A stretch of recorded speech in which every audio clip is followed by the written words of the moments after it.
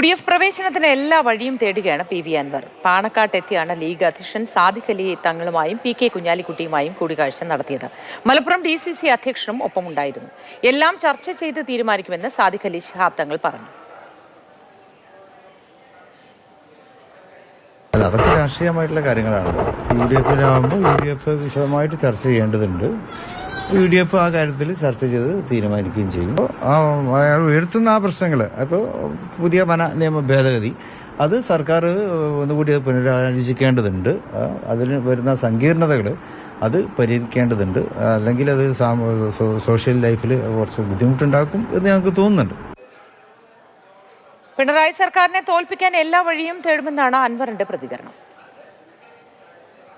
ഞാനിപ്പോൾ നിലനിൽക്കുന്ന രാഷ്ട്രീയ സാഹചര്യങ്ങൾ, നിലനിൽക്കുന്ന മലയോര മേഖലയിലെ പ്രശ്നങ്ങൾ, വരാനിരിക്കുന്ന ബില്ലിന്റെ അതുകൊണ്ട് കേരളത്തിലെ ജനങ്ങൾക്കുണ്ടാകുന്ന ദുരന്തം, ഈ 3 കാര്യങ്ങളാണ് സംസാരിച്ചത്. അതിനുള്ള ധാർമ്മികമായ പിന്തുണയും സഹായവും അദ്ദേഹം വാഗ്ദാനം ചെയ്തിട്ടുണ്ട്. പിണറായി സർക്കാരിനെ താഴെ ഇറക്കുക.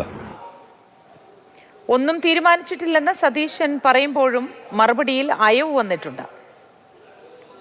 എന്ത് വേണമെന്ന് UDF നേതൃത്വം കൂടിയാലോചിച്ച് തീരുമാനിക്കും. അദ്ദേഹത്തെ കൊണ്ട് ആരോപണം ഉന്നയിപ്പിച്ചത് മുഖ്യമന്ത്രി പിണറായി വിജയനാണ്. എനിക്കെതിരായിട്ടുള്ളൊരു ആരോപണം ഉന്നയിച്ചു. അതേ ആളെ കൊണ്ട് തന്നെ ആ ആരോപണം ഉന്നയിപ്പിച്ച പിണറായി വിജയന് എതിരായിട്ട് ഇനി കൂടുതലും പറയാനുണ്ട്. അതാണ് കാലത്തിൻ്റെ കാവ്യനീതി എന്ന് ഞാൻ പറയാറുള്ളത്. വ്യക്തിപരമായ ഇഷ്ടാനിഷ്ടങ്ങൾക്കൊന്നും ഇതിനകത്ത് പ്രസക്തിയില്ല.